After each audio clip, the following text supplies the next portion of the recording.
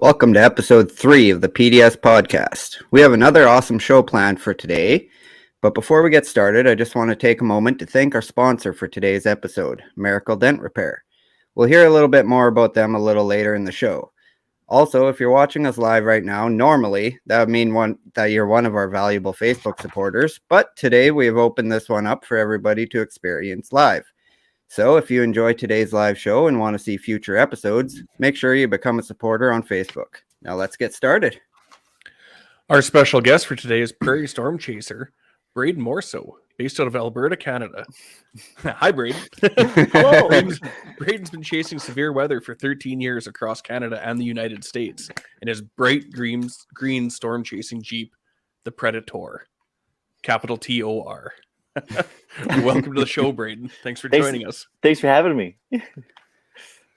So go ahead, Curtis.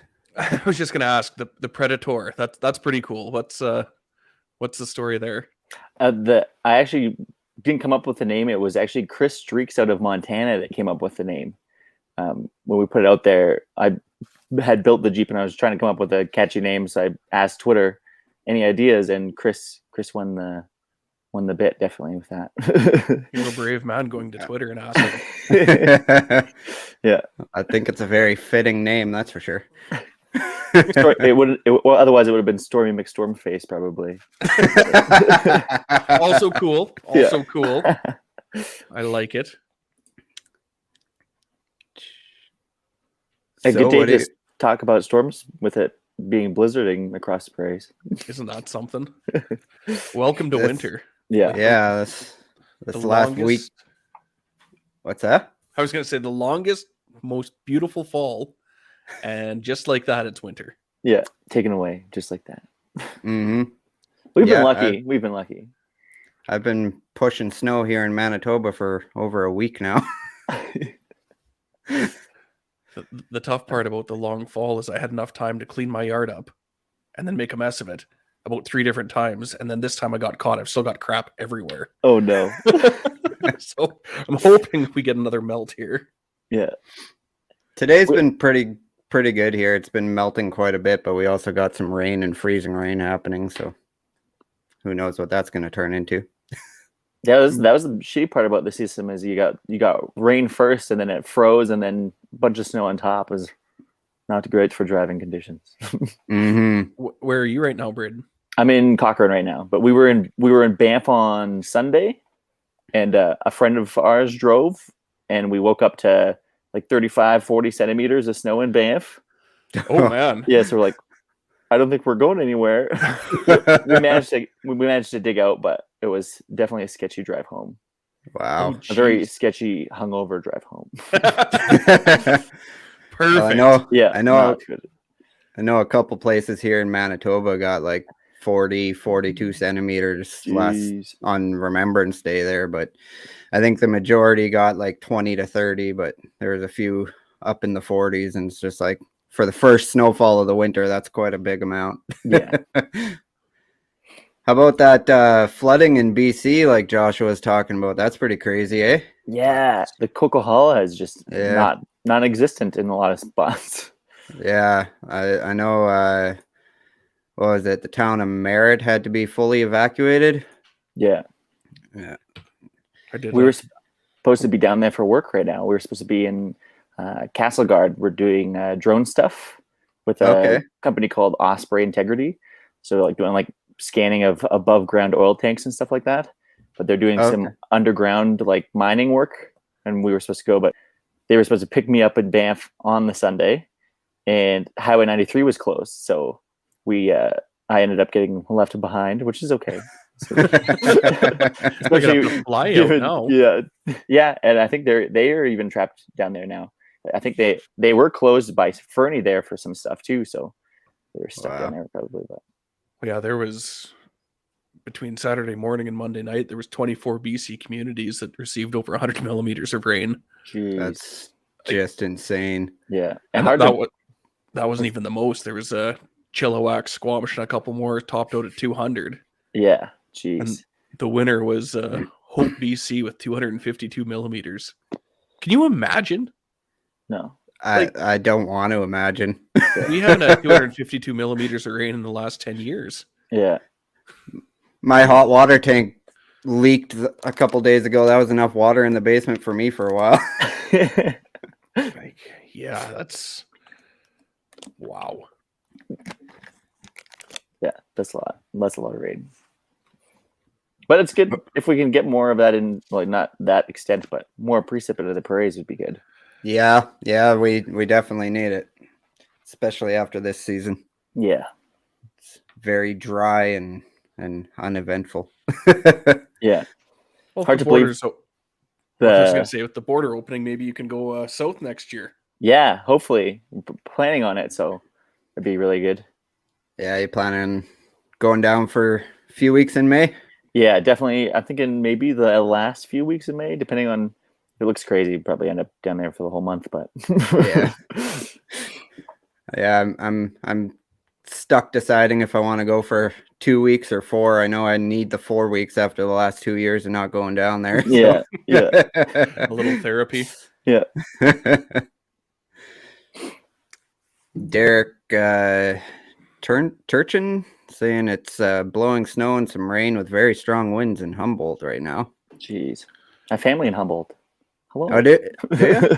Yeah. It's on Derek, is it? No. As I see his picture, he looks familiar.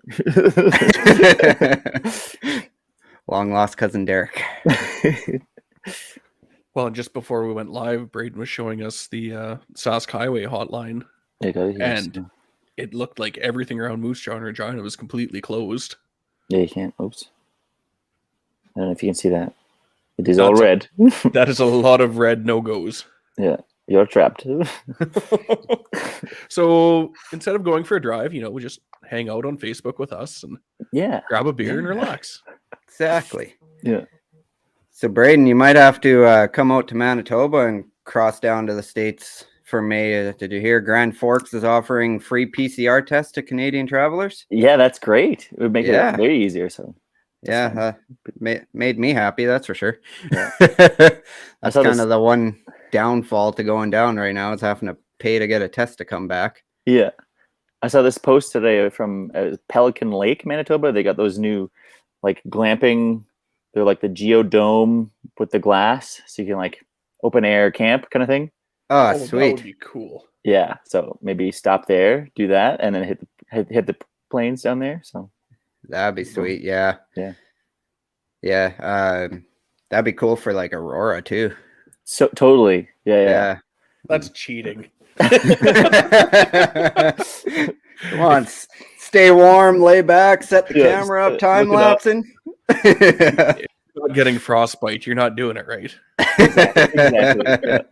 Did you get out on that Thanksgiving weekend, Braydon? Yeah, we just popped up just north of Cochrane here, not super far or anything, but we checked it out.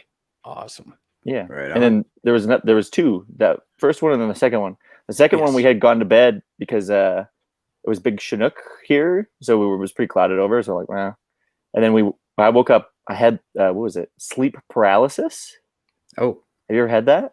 No, I haven't had it, but I've heard of it. Yeah, so you're like, you feel awake, but you're not awake, and you can't move. I had never experienced it before. Well, that would be terrifying. The most terrifying thing ever. I was like, Yeah. turn to the side, and I couldn't like turn my head, but like I could see myself, but not. Like it was weird. Yeah. Ugh. So yeah, I woke up in like a hot sweat and like got up and got some water and looked outside. I'm like, the clouds are gone and there's aurora everywhere. Threw some clothes on and went. go from sleep paralysis to aurora chasing. Yeah, seriously. Like, I don't want to go back to sleep now. So Dan Madden's had it before. Oh, like yeah. So I hope it's not a storm chasing thing.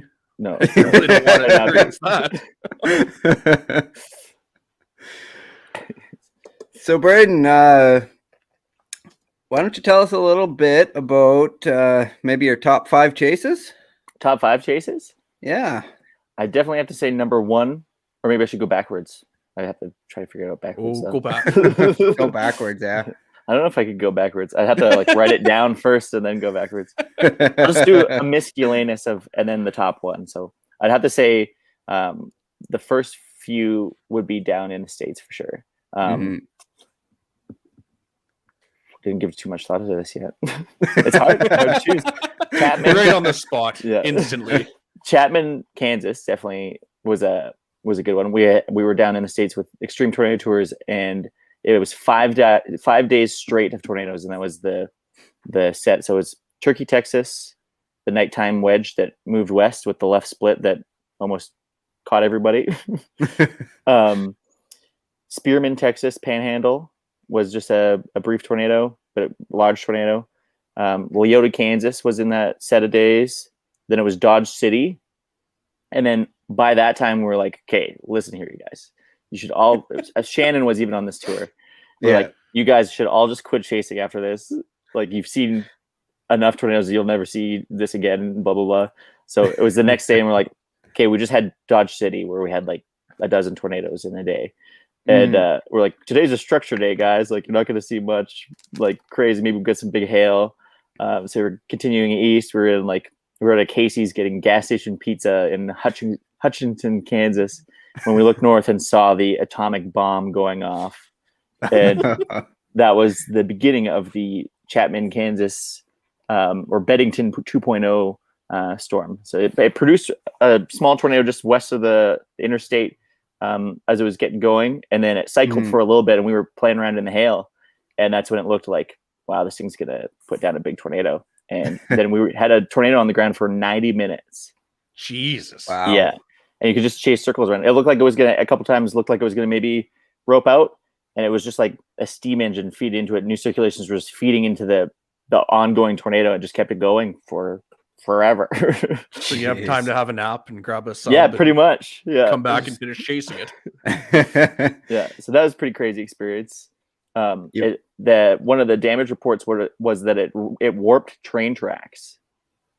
Really? It actually warped, like moved train tracks. Oh, holy man. Yeah, that's pretty crazy. Yeah. You mentioned Hutchinson, Kansas. Is that the hotel story you were telling me about this summer? Hutchinson. What's that? I can't remember. I don't know if that was the one or not. It might have been. The one you were telling me with Tom there. I don't think so. PG. No? not that kind of hotel story. No. Oh, like the bed bug one? Yeah, like the nasty hotel. No, that was in Brooks, Alberta. Oh, was it Brooks? Yeah, it was in Brooks. Why did I think it was in the States? Yeah. Okay, yeah.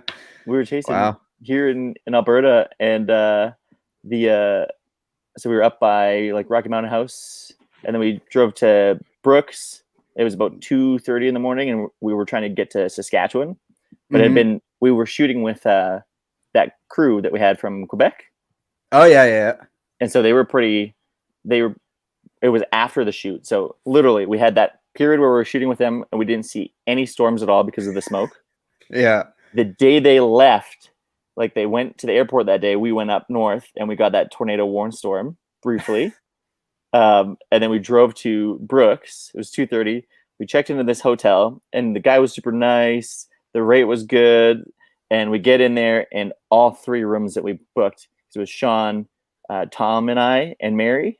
Yeah. And all 3 rooms had bed bugs, like severe bed bugs. Like in the corners of the beds were like red with blood. Like it was bad. Gross. So we phoned the front desk, and we're like, bro, really, like there's bed bugs in all these rooms. And we had like pictures and our flashlights out, and he's like, came in and he's like, those aren't bed bugs. And we're like, are you serious? Like, well, so regardless, we're leaving. So and he said, I'll give you a refund in the morning. And then we went to the Canalta. So like we're just figured at this point, just book wherever kind of thing. Yeah, I'll pay whatever. Yeah. So we went to the Canalta, and it turned into us just drinking in the parking lot until 4:30 in the morning because we're like wired from that experience, right? Just terrified. Yeah. So up till about 5. Then we drove to Saskatchewan in the morning, and we had that one chase down southeast of Regina. I think we ended up, but it was pretty lackluster storms that day anyways. Yeah. Yeah. Hey, at least that hotel didn't have somebody sleeping with their blinds wide open, eh? That's true. Braydon, Tom, and I stopped at a hotel. Where was that? Moose Jaw? No, Moose Jaw, yeah, Moose Jaw, and no, it was in Alberta. Was it? Yeah, Medicine Hat. Medicine. Yeah, Medicine. Yeah. Yeah. And we're the room next to me, we thought was Braydon and Tom's room, so the blinds were wide open. So Braydon's looking through the windows, like, checking out the room, seeing what it's like. Then we both kind of look at each other. There's somebody sleeping on that bed right there. Yeah, we kind of look. That's not the right room. And then we duck down really quick. Kind of like scoot over to the side. It wasn't me. I promise. Yeah. There's always good hotel stories. Definitely. Oh yeah. There's. We were with Shannon and Jordan and Tom, and I think Barb was even with us back then. Oh, and down in Goodland. Yeah, with this screeching fan. Bathroom banshee fan. Yeah, they turn on the lights and the fan comes on automatically with the lights. Yep. And it was the loudest screech. Like it sounded like somebody screaming, like somebody's getting murdered in the room.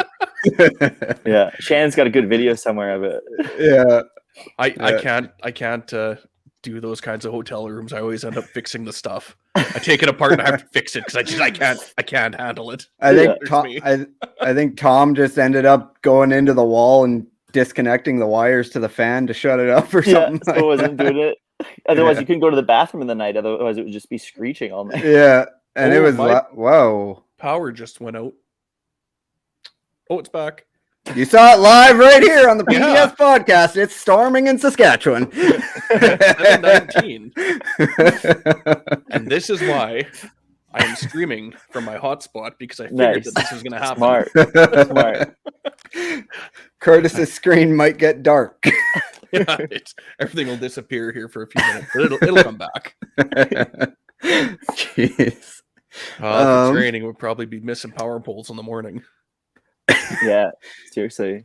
Yeah, those are gonna get pretty heavy with ice, I'm sure, tonight. Even that storm last week, we were losing power poles in Manitoba here. There's, I think, 1,700 customers without power or something in the Interlakes. Jeez. Yeah. So you, I guess we got a little off topic there. If you wanted to get back to your top 5 chases. Oh no, that's good. I think hole. that was one. We've got Chapman was one of them. Alexander, Manitoba, definitely up there. Oh yeah, that one. Yeah, Scarth would have been a good one, but it was. It was. Yep.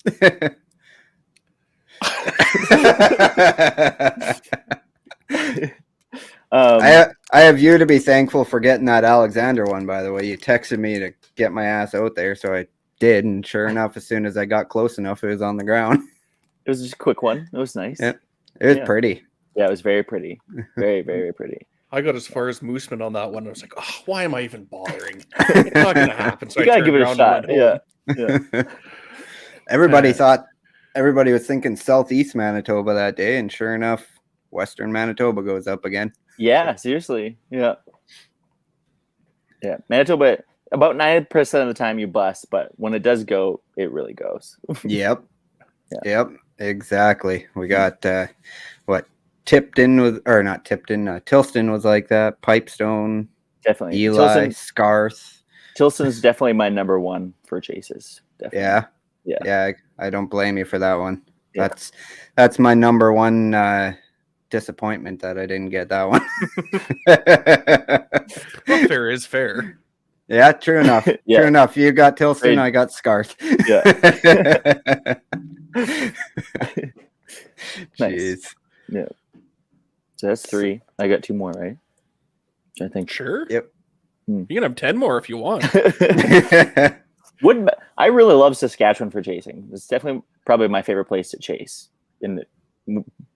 over the plains or prairies kind of thing. Saskatchewan's definitely the best in my opinion. It's because you can watch your dog run away for days. Exactly. You don't even have to be close to the storm and you can see it. That's true. Yeah, Saskatchewan's got a special place in my heart for storms for sure. Yeah.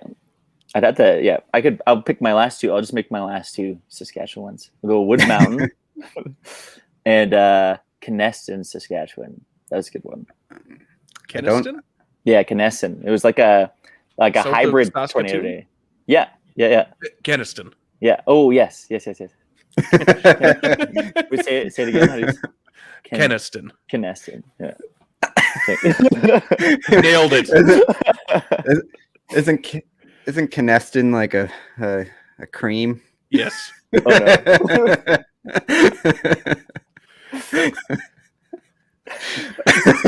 Anyway, so Wood Mountain, what was that all about? Yeah, Wood Mountain was a good one. We were with it was Sean, Craig Boehm, and Craig Hiltz. We were all kind of together when we intercepted that one. We had to. So Beth actually was on it before anybody else. Beth had quit for the day because most of the storms had turned into this massive line into western Saskatchewan, and they were pushing east pretty quick.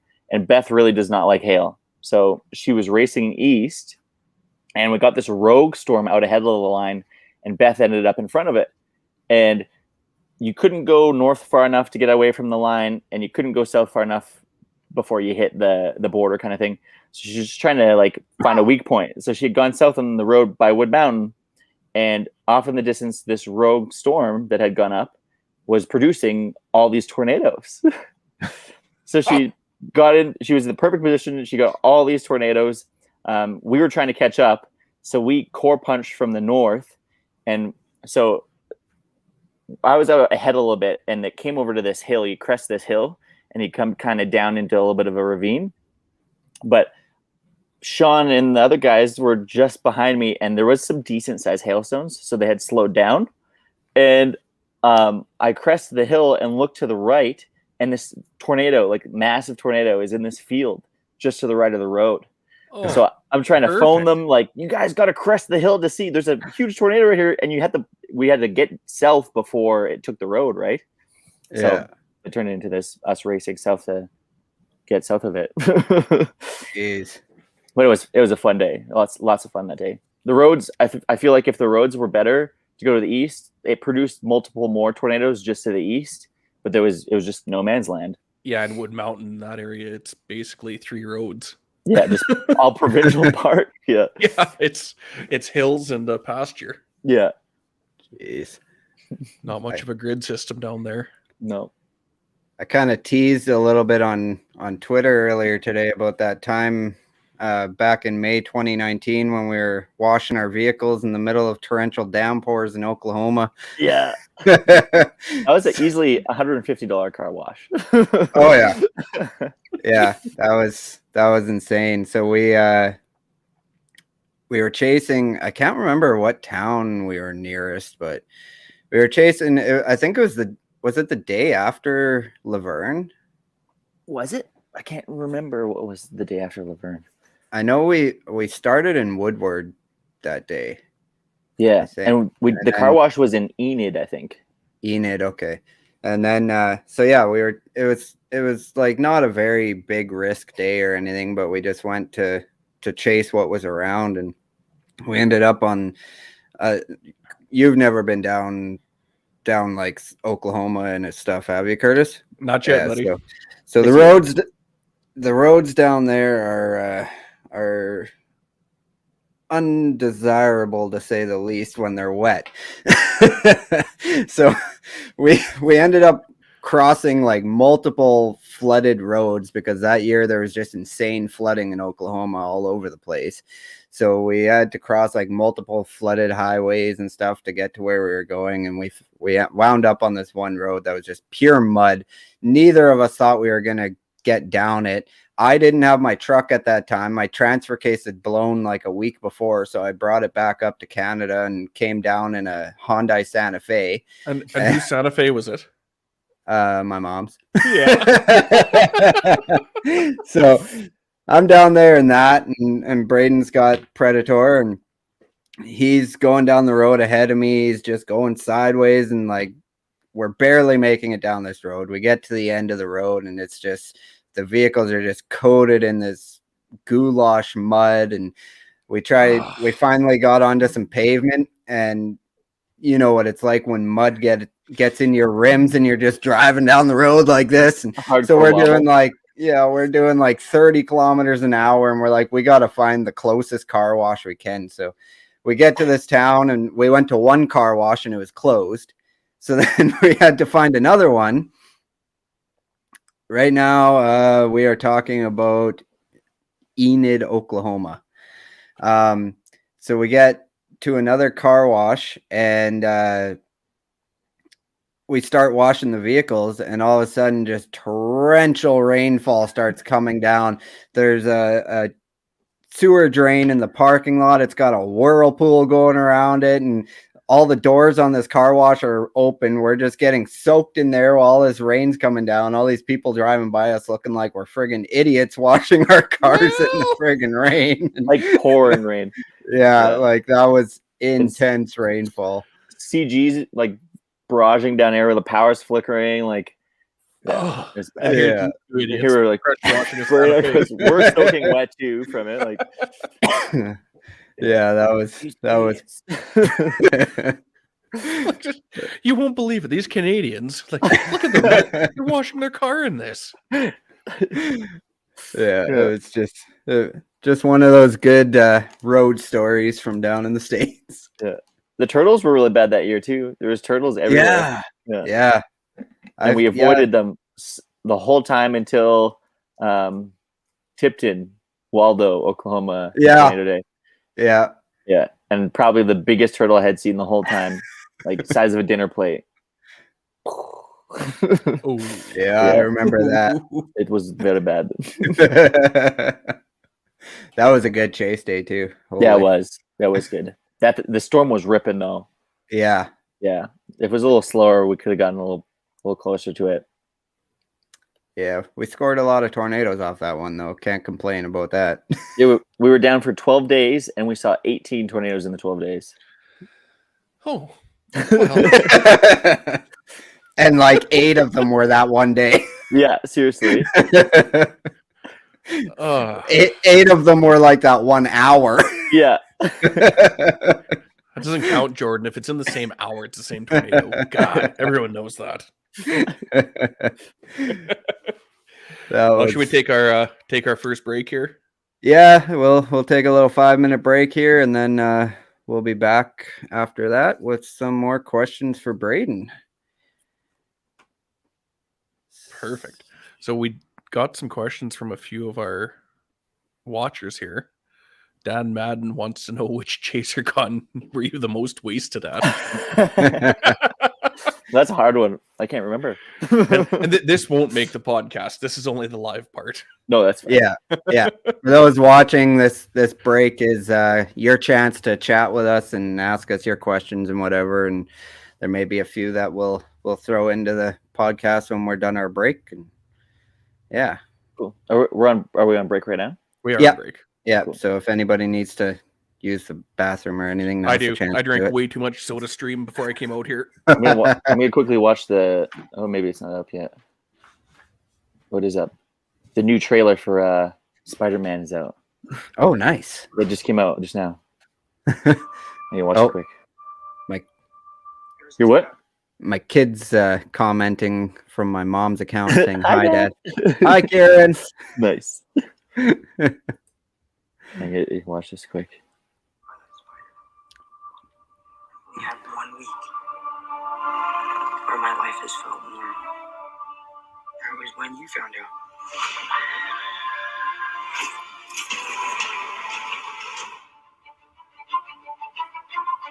You botched that spell where you wanted everyone to forget that Peter Parker's Spider-Man.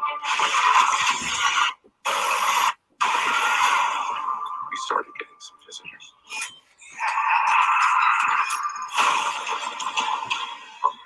Oh, it is windy. It is cold. Braydon's watching the Spider-Man trailer. And there are starting to be little sleep drifts everywhere. Oh, really? It's not nice out there. I'm sorry, what was your name again? Dr. Otto Octavius. Wait, no, seriously, what's your actual name? There are others out there. We don't need to send them back. So, Scooby-Doo this crap. You know, all this is kind of your mess. I know a couple magic words myself, starting with the word please. Please, Scooby-Doo this crap.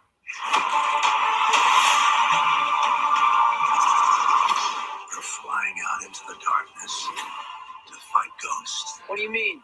Yeah, you'll definitely have to cut this out or we'll get cut for copyright. Yeah, no kidding. YouTube's probably taking our stream down.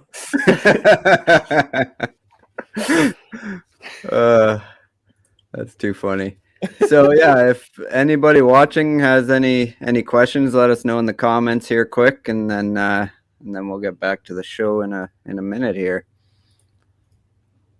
I do, just because I'm with the guys with the chase vehicles. I gotta bring this up. And you guys might be cool, but you were not 2009 Grand Caravan cool. Hey, you got the most space than all of us. Like, definitely. Camping out in there would be way better than cramming into one of our SUVs. I had to giggle. I had to bring the rainbow wagon onto the show. Rainbow wagon. I get nervous on camera. Shut up. Oh, we got a new comment. Mine is a Ford Flex Cool from Dan Madden. Nice. Yeah, I remember seeing that fly by me on the highway when I was out in Alberta this summer, Dan. For the first time in how many years since I've been there?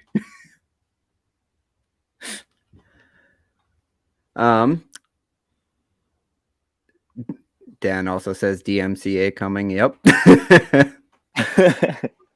All right, so I will I'll play our sponsor advertisement, and that will be the cue for getting back into the show. Yep. And yeah, I'm gonna mention our little giveaway thing after that, and then we can get into our questions. Perfect. All right, let me find it here. There we go. Hail damage. It can happen at any time, and when it does, bring it to the hail repair specialists at Miracle Dent, because dents are what we do.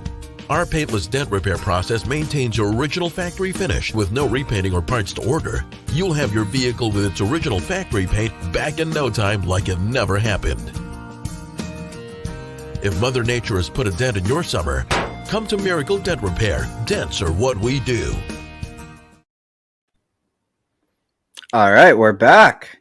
Before we get into the rest of the show, I just wanted to mention that our sponsor of the PDS podcast, Miracle Dent Repair, has been generous enough to offer us 6 $100 gift certificates for to go towards dent repair. We're going to be giving those away to our Facebook supporters.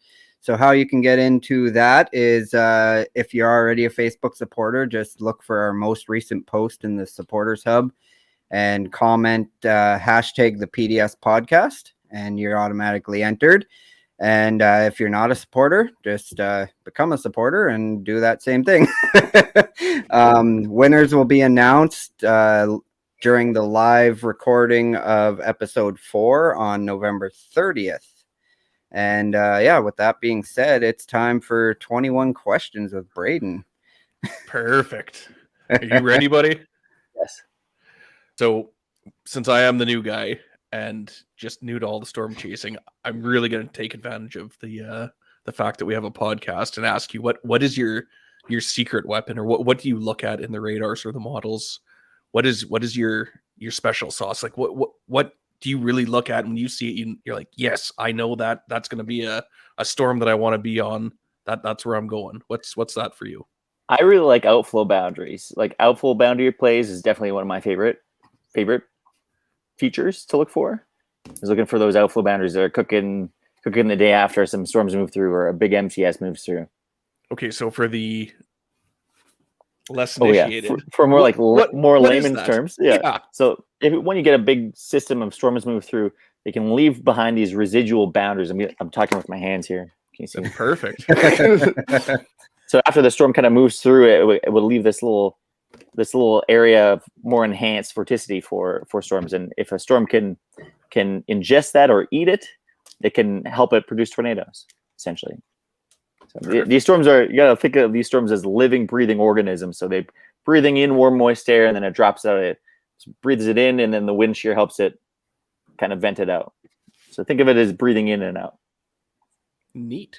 Yeah, so you got to feed them what they want so that they can do cool things. They just didn't want to eat this year.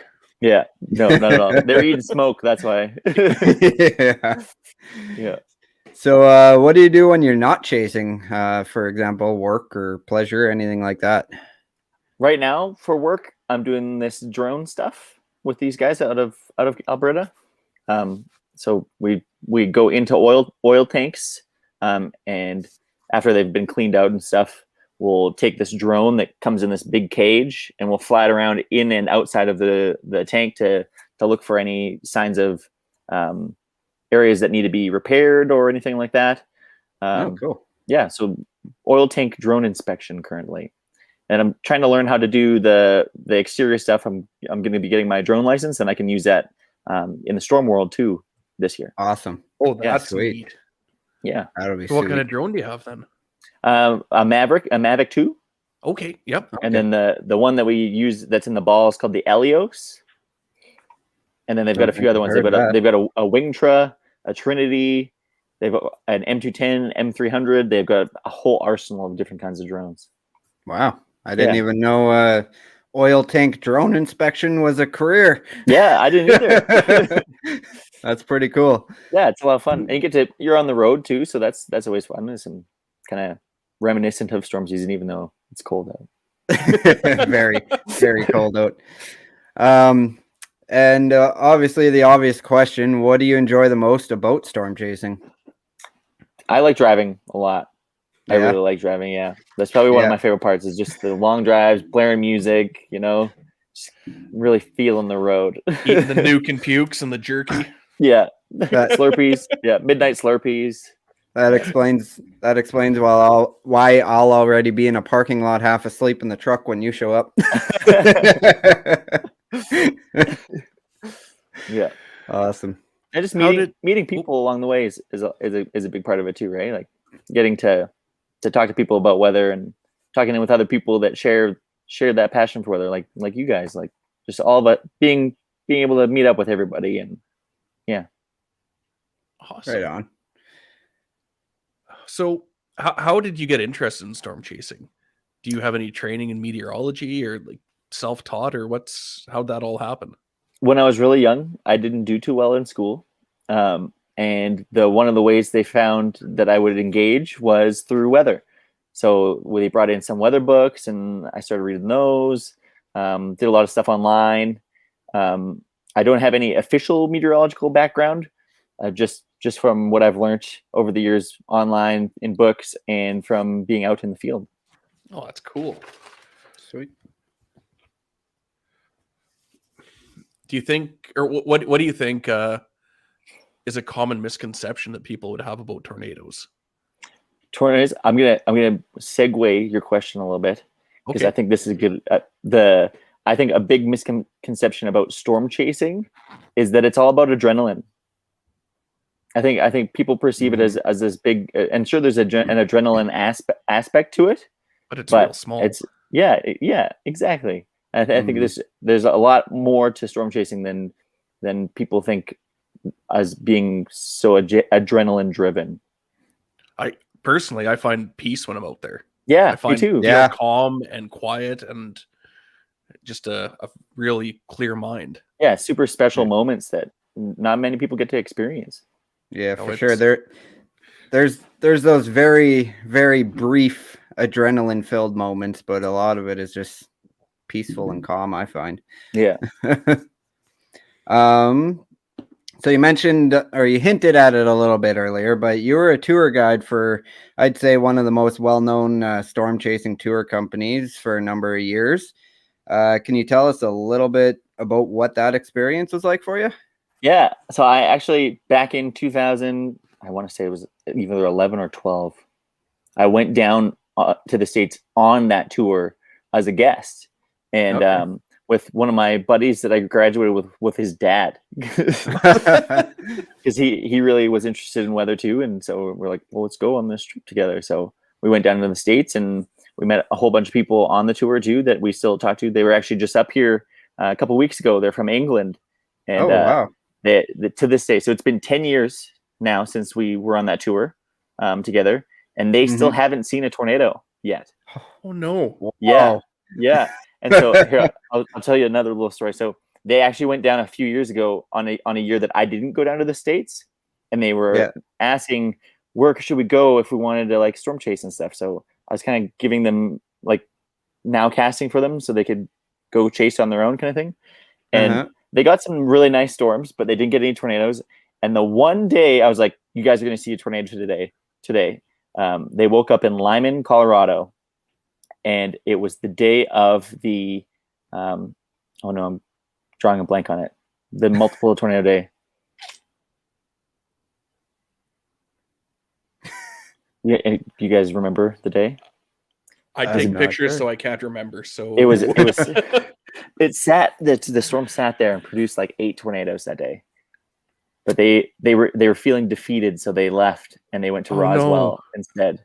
And then by mid-afternoon, the storm went up and produced all these tornadoes just southwest of Lyman. I gotta remember the name of the town. One sec, I'll pull it up here. Getting old, can't remember tornado dates anymore. Colorado, Simla, Colorado. There was the Simla, Colorado day. Okay, yeah. I So, know what one you're talking about now. Like massive, prolific tornado producing storm, and they were in Roswell looking at aliens. Oh man, that's rough. Yeah. Sounds like I need to chase with them. That sounds like my kind of decision making. So I think they're gonna come over and chase this spring in the States. So awesome. We'll chase together and get them some tornadoes finally. Sounds good to me. Yeah. But yeah, so the following year after going on the ETT tour, as a guest, they called and asked if I wanted to come down and guide for a week. So I went and guided with Mike Scanlon, Matt Phelps, Alex Scholten, Shanda Hinton, and we had an absolute blast. Awesome. Yeah, things changed with the ETT over after that year. So it was under some new management. So it came down again, and we ended up doing it for 1 to 2 months at a time. We were going down and chasing for 2 months on the road and seeing a lot of tornadoes. That is cool. Right on. That's pretty wicked.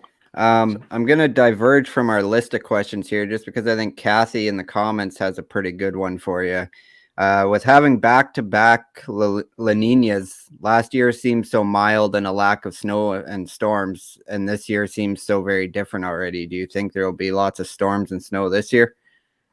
I think on the latter half of our season, we'll maybe see more stormy conditions, more precip kind of wise. Right now, the way that the PDO or Pacific oscillation pattern is kind of playing up, we're seeing more like a tug-of-war effect where we are La Nina, but we're getting hints of El Nino in our La Nina, if that makes sense. So we're kind of getting a tug-of-war with the system. So we're still getting that warming to the west a little bit before we get that more substantial La Nina before the spring. Okay. Sweet. So yeah, hopefully that spells it spells typically having that in the spring would suggest that we have a really active spring down in the States. That would be nice. That would definitely be nice. It's been a long time coming. So I mean, obviously nice for certain situations at least. You know. Yeah. We could use all sorts of moisture. Yeah. Yeah, we could always use more moisture, I feel like. Yeah. So I feel like I know the answer to this question, but I'm still going to ask it. What's your favorite storm setup to chase? Tornadoes or structure? Tornadoes, definitely. Are you sure you don't want to think about it? Yeah. I'll take a consolation. Like I don't mind if there isn't tornadoes. Like I still have a good time, but if there's a tornado, definitely the cherry on top. And I think I already know the answer to this one, but as storm chasers, we all have that one special storm or tornado that just sticks with us. What's yours? Definitely Tilson, Manitoba, without a doubt. That's what I figured. Have you ever had a tornado turn on you? I have a couple times, and Tilson is definitely one of them. We were going to go up the road a little bit further, and you get with those big tornadoes like that, you typically get wobbles. But we've had on several occasions tornadoes turn on us and get that little extra couple 100 feet is always interesting. That's moving the wrong way. That shouldn't be going this way. Yeah, it happens quick too, so it catches you off guard sometimes.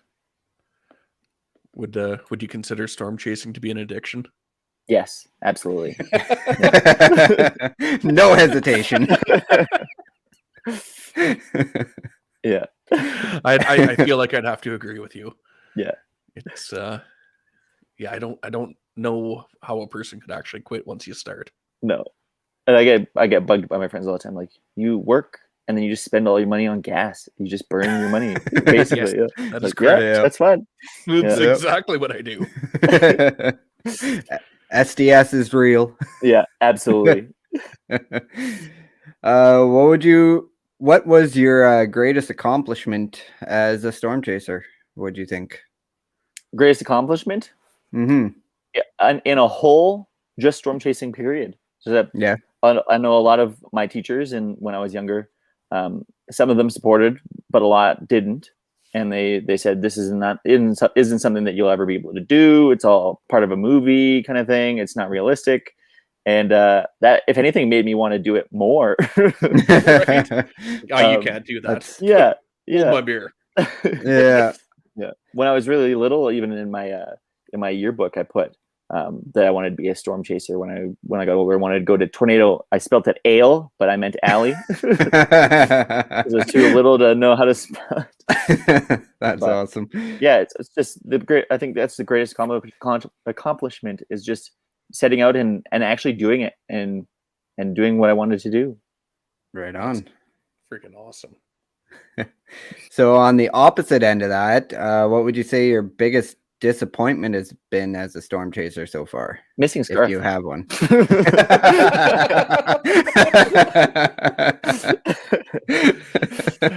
Yeah, definitely. Okay, I guess that's a good answer. Yeah. Yeah. Just fast on these answers. Yeah, we swear this isn't scripted. So, we kind of already answered my next question, Curtis. So, did you want to go on to yours? Yeah. How do you think that weather changes are affecting storms? Like, do you think the Tornado Alley is moving or changing, or how do you think the weather patterns are affecting that? I think it's hard to say because it's all part of it could be all part of a bigger cycle, right? So maybe it's more typical for it to be doing this, but we're just seeing this small window where in the grand scheme it could be more normal. That's just my thought on it.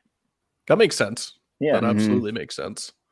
We got a very small sample size from what we're basing these geographical locations off of, and painting these alleys. It could very well be different. Yeah, and one event can completely change the face, right? You get one big tornado outbreak and it's back to normal kind of thing, right? Yeah. Bring those numbers back up, and next thing you know, it's typical Tornado Alley is back. Well, I never doubted it. I mean, look at 2019. That was a record year for Oklahoma. Yeah, it was. And then from 2019, was it the May 20th, the super high risk day? Was it? Mm-hmm. From that, yeah, the 20th. Yeah, from that day, 2 years. So it was it this year? Yeah, this year. This year was the first year that they had a tornado warning or a tornado watch issued in 2 years since that day. Really? Yeah, it had been 2 years since they had issued a tornado watch or warning. I believe it was one of the two in Oklahoma since May 20th. That massive high risk bust that we were down there. It's sad. But it's good. It's good. It didn't pan out because that would have been a very bad day. Yeah. Well, yeah, it would have had to have been a watch because we had Laverne was warned on the 23rd. That was in 2018 though. No, that was 2019. Was it 2019? Yeah. May 23rd, 2019. Follett, Texas to Laverne, Oklahoma. Oh yeah, it was too. Yeah. There you Yeah, go. that's what I thought. Oh, we'll try to avoid the fight here. And have you ever gotten too close to a tornado? Where you had that, you're gonna have to beep this out, but that asshole pucker moment where, shit, I've had one pucker moment, and it wasn't actually the tornado that was the risk. It was the hail. Oh, really? Yeah, we were in the tour vans. It was the Elmer Tipton, Oklahoma, along the Texas border tornado, and it caught a lot of people. We had some locals out ahead of us, just some kids, and they were freaking out. And we had a massive tornado to our south. It was moving east northeast, and we needed to go a little bit east. We had to go north to get to our east option, and the forward flank downdraft caught us. And because these kids were just driving so slow, and we couldn't get to that east road before it caught up to us. So we had our tour vans, and we had like massive softballs coming at us at 100 miles per hour. So they're coming in sideways, right? So they took out every single window in the van was gone, and people were ducking down, and we had these softballs going over people through the whole van. So, do they have? Excuse me. Do they have helmets or? No, they did not have helmets. Oh, Jesus! Shannon was actually with us on that one as well. Oh, really? A couple people took some massive hailstones to the leg, but that's why they signed the waiver. So, pack hockey equipment for van tours. Yeah, definitely. Yeah. So that's definitely a pucker moment. Is having all the windows blown out and having those softballs coming through the van is definitely not ideal. No. Oh, he's hacking. He's dabbing. He's dabbing. So you mentioned that high risk day in 2019, and that brings up my next question. Do you think chaser convergence has significantly impacted storm chasing in recent years? Absolutely, it makes it very difficult to storm chase. If you depending on where you're setting up, like I know you see very little people in the bear's cage. You don't see a whole lot of cars. Like you'll see people, your typical people. Like you'll see Reed, see Aaron Rigsby, Aaron Jack. You'll see that crew of people, kind of thing, right? As soon as you step away from the bear's cage, you're screwed. You're completely stuck in gridlock traffic sometimes. Oh yeah, yeah. So, the reason I associate that with that high risk day is because that's where I ended up. Yeah. We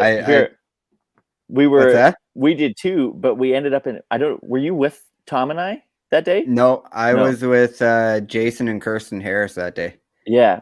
So we were coming up around that little kind of mountain thing by Magnum. Oh yeah. And we were on it was a marked road, and all of a sudden we were in this asylum. Like we come into this yard and there's tornado warning. So there's all these sirens going off in this yard. It was like a prison yard, like a prison asylum yard. And all these people were like up against the fence with their like hands through the chain link, like watching us drive by. And we're like, we are not supposed to be here for sure. And so we like came up and we're like in the middle of the yard, and like there's people walking around, and we came up to the security booth and there was nobody in the booth, and we like went over like the spikes that go down when you drive over them, and we got out of the yard and we're like, yeah. We definitely weren't supposed to be in there. But it was a main road, and it just brought us right into this weird, creepy place. Wow. Oh, that is terrifying. Yeah. But it's because we were taking secondary roads because the convergence was so bad. Yeah, and that was my goal all day, was to stay out of the convergence because I knew how bad it was. It had potential to be that day. So I took back roads as much as I could until the very last point where my only option was the highway going into Magnum, and stuck in gridlock traffic. Jeez. Thousands of cars, and one there was like a car accident on a bridge in front of me, and it was just a nightmare from that point on that day.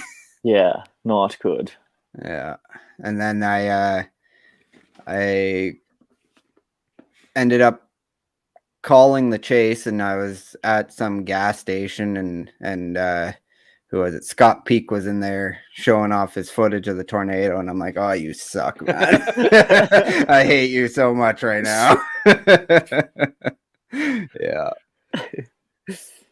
Where was I on my list here? Oh yeah. So I personally prefer to not chase nocturnal tornadoes alone. And to be honest, the only time I'm ever comfortable doing so is when I'm with you. So can you tell us a little bit about the additional dangers that come with chasing nighttime tornadoes, and why you or why maybe you don't enjoy chasing them, and what additional precautions you take while doing so?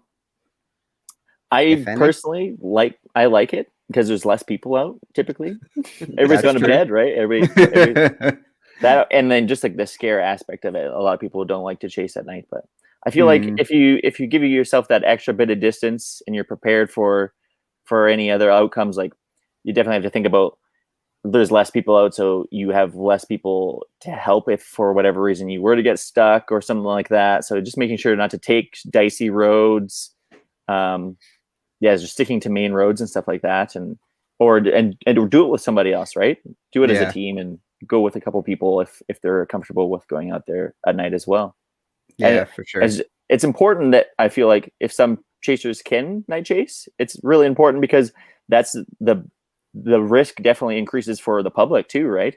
There's people going to bed, and if there's tornadoes ongoing, people need to get those warnings and stuff, right? Yeah, that's for sure a good point. I know the one really memorable kind of after dark chase for me was Laverne that day, and there was some kind of sketchy moments that night. Yeah. The part that sticks out the most is when we had all those emergency vehicles. Yeah, right. Yeah, they were moving assets from the town, so there's tornado warning for the town of Laverne. So they took all the fire trucks, all the police cars, all the ambulances. There was probably about, what would you say, like 17 or 18 emergency vehicles, and they were all lights blaring, sirens blaring, all in a big line jumping road to road from the storm, and we were caught in their convoy. And then they were stopping and asking us, like, is it safe to go back yet? And they had no idea what was going on. So it was well, if we're still with you, no. Yeah. You guys are going the wrong way if you're going the same direction as us. So we're bringing up Radar Omega and stuff and showing them kind of where they needed to be and or not be, I guess.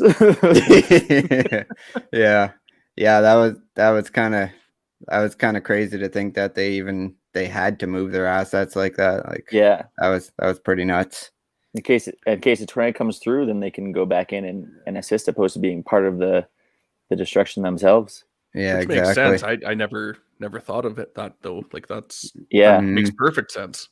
Yeah, just creepy to see, definitely. Yeah, for sure. Like they're ditching you. They're like, we're out. Yeah, it's a pretty intense situation when all the emergency crews are evacuating town. Yeah. But you mentioned something about Radar Omega in there and having the lights and stuff, so that kind of leads me into my next question. Is Predator is a fairly recognizable vehicle and definitely not stock. What what all have you done to it? Like what do you have in there for equipment that helps you be safer or predict storms or chase? Like what all have you done to it to help you out in the storm chasing? I haven't done a whole lot inside. We've got some extra storage and stuff like that. The data logger is housed inside, and then I've got some special mounts up front for phone and all that. It's all exterior work. So I've put out an exterior roll cage that adds some extra roof protection into for hail. That breaks it up quite nicely, and it also houses our Campbell Scientific weather station. And then the entire exterior of the vehicle is coated in Line-X truck bedding. So it's just a thin layer, just enough to keep it from getting any crazy dents. So that protects against hail too. And then an optic armor polycarbonate. It's a 1/4 inch polycarbonate windshield. So I can actually, because the side profile is so vertical, I'm not so much worried about the side windows. If we are getting horizontal hailstones, I've got bigger problems. Well, yeah. Yeah. So, but yeah, usually you can point it at the wind and the windshield. I've taken a ballpoint hammer to the windshield and it's been fine. Really? Yeah. That's insane. I'm going to need to get one of those because I have a big crack across my windshield right now that it got cold. I got a hail chip this summer and it cracked once I turned the defrost on the other day. Oh, no.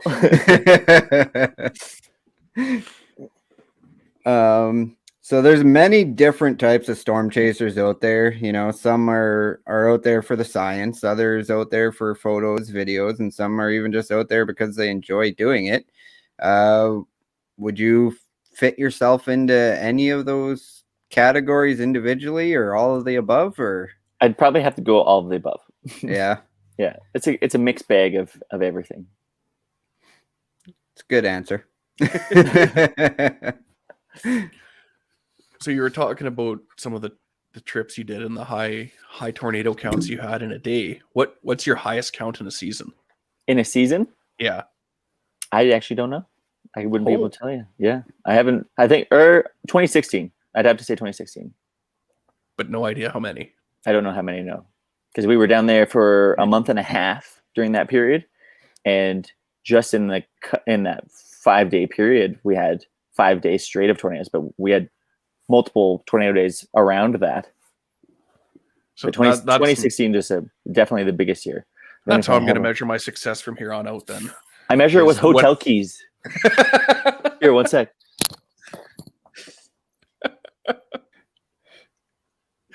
This ought to be interesting. Yeah, he just disappeared, so I'm thinking he's coming back with a book full of keys.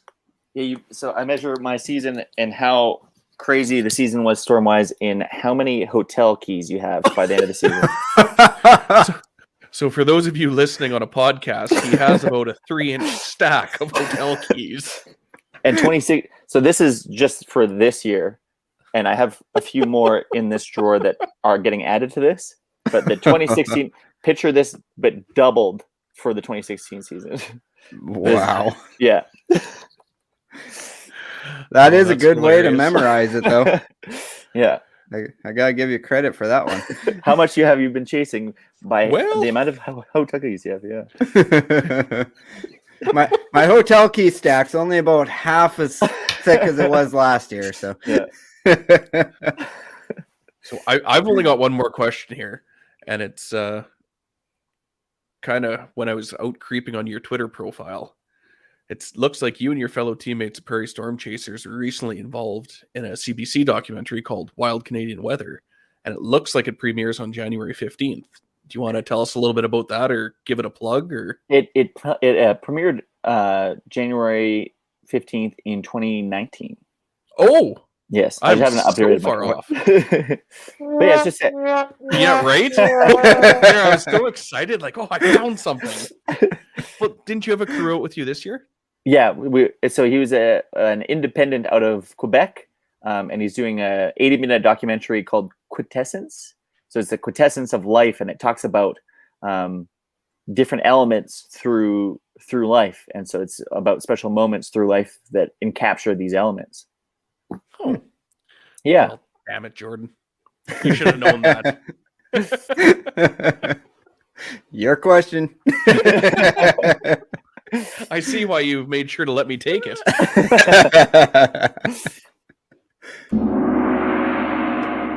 Know what that means, Curtis? It means I got the wrong question. I think it means it's time for a game show. Yes, it does. Is that the sound from the Shining? Oh, I don't know. It's just a It's gong the- sound that I have. That gong is the same sound as when it goes to the little girls in The Shining on the drive-in movie screen in the movie Twister. Oh, Really? Yeah. why don't you want to play with us? Yeah. Interesting. Well, that just tied it into this podcast a lot better. Yeah. I mean, it's totally planned that way. Yeah. We'll just cut all that other stuff out. Yeah. That's definitely that sound. I meant to do that. So our game show for today and for the last 3 episodes has been Guess the Tornado. It hasn't been really successful.